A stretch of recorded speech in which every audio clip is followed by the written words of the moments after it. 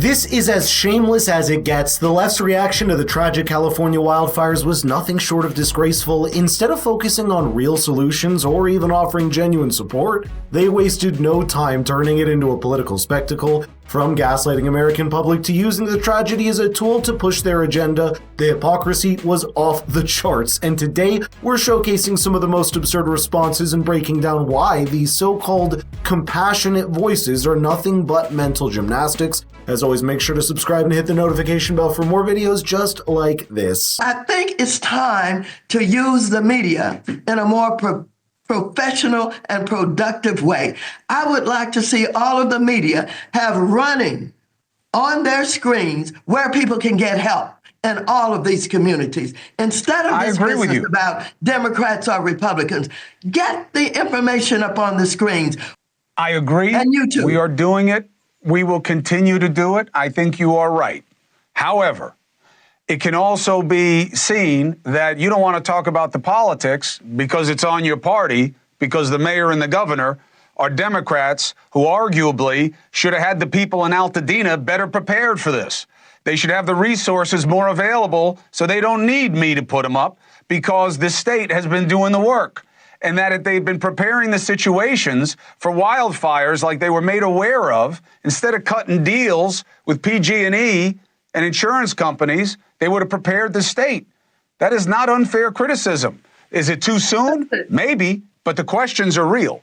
That is absolutely right. The California wildfires were a masterclass in how not to manage a crisis, and the state's leadership deserves a lot of the blame. Year after year, the same problems arise: poor forest management, outdated infrastructure, and a refusal to take proactive measures. But instead of fixing things, California's leaders just point fingers and they funnel more money into green energy projects to satisfy environmental activists while neglecting basic safety measures. For instance, a recent Hoover Institute article notes that, quote, a 2019 attempt to improve safety near Pacific Palisades by replacing nearly a century-old wooden power poles with modern equipment was immediately halted by environmentalists because the activity was risking an endangered plant. Adding, the power department paid a $2 million fine and reversed what it had done, including replanting about 200 of the endangered plants, which were likely incinerated during the Palisades fire last month.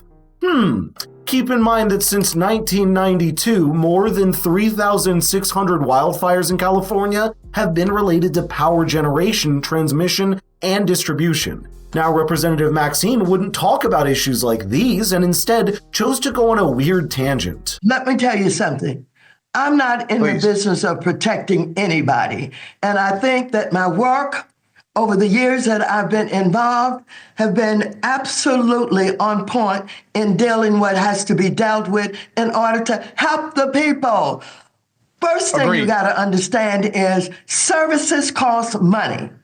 And we should be willing to get the richest people in this country, the richest 1% that is protected, make sure they pay their fair taxes so that we can have the money to provide the services. With that money and with those resources, the people who have been selected or elected to do the job should do the job. I don't care who it is. It could be Democrat, it could be Republican, it could be whatever. First of all, she is arguing to keep politics out of the conversation, but conveniently talks about raising taxes, which is an obvious political issue and discussion. And secondly, the first step should be to hold those in charge accountable, then talk about how the money should be spent. For instance, the state of California, despite having some of the highest taxes in the country, faces a $68 billion deficit, with them blowing $24 billion on homelessness since 2019. Hasn't been solved, which hasn't even solved anything a single bit. In fact, it made it worse. It is a perfect example of failed leadership. Instead of real solutions, they offer up empty rhetoric and virtue signaling, and the disasters keep happening. No wonder Californians are fleeing to other states just to live normal lives. And of course, the ladies on The View gave their take on the issue, and, well, you just can't get any more delusional than this. Here's how this works. There was a fire catastrophe in California. had to do with winds. You know how they're always saying, oh, the wind. It actually does. The winds move things and sparks move things. And it doesn't matter how much water you have if 900,000 buildings go up at the same time. Now, having lived in California, having lost every house save for one that we ever lived in, I take great offense at pointing fingers. You should be pointing fingers about how can we help? Yeah. It's too soon to be saying, oh, it's Gavin's fault. It's nobody's fault. This is a catastrophe and this is what's happened. And let's try to figure out how to work towards not having it happen again. But, you know, we don't control Mother Nature. Remember how not long before the California wildfires, the left tried to politicize Hurricane Milton? Kamala Harris was attempting to play the role of survivor despite only being vice president at the time. Governor DeSantis finally had enough and called her out during an interview saying, quote, I've worked on these hurricanes under both President Trump and President Biden. Neither of them ever tried to politicize it. That's pretty much saying it all. On top of that, Newsom has been making it really hard not to criticize him during the wildfires. He commented, quote, this time of year traditionally has not been fire season, but now we dissuade any notion that there is a season. It's year-round in the state of California. It's like he's laying the groundwork to dodge blame for any future disasters. Sunny Austin also gave her 2 cents, and it seems like what she had to say was pure projection. It was unbelievable. I thought it was fake news.